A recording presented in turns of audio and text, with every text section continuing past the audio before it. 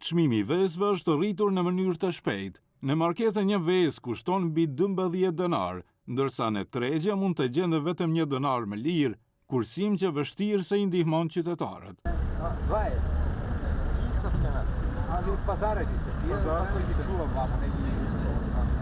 Ndërkohë vezët e fshatit që shiten në treg janë bërë thuajse luks. Çmimi i tyre shkon nga 18 deri në 25 denar dhe sipas shitësve është gjithnjë më e vështirë që të gjenden në shitje pasi blerja e vezëve të fshatit bëhet me parapagesë. Qa shoparise?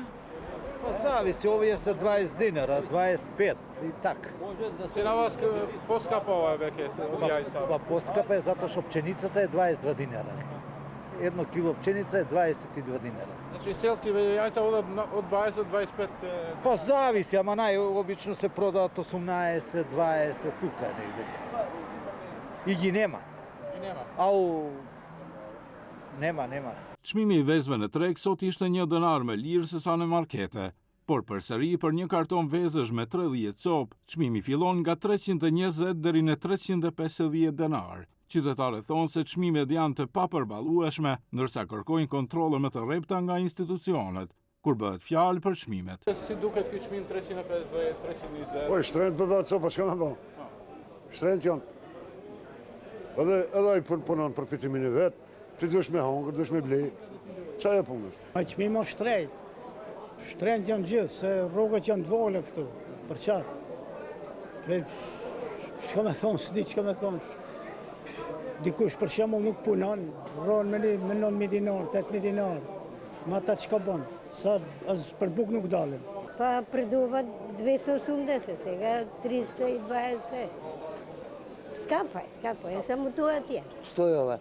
Ne samo jajcata, sve. Katastrofa. Sa i përket rritjes së çmimeve të vezëve, nga Ministria e Ekonomisë thonë se çmimi i tyre varet kryesisht nga produktet e tregut global të aksioneve, siç është soja që përdoret për prodhimin e ushqimit për pula, gjë që bën çmimin të jetë i varur nga luhatja në treg.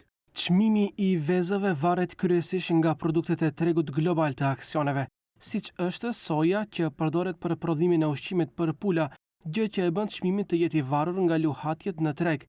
Megjithatë, institucionet mbeten të përkushtuara për të kontrolluar dhe monitoruar çmimet dhe për të mbrojtur interesat e konsumatorëve.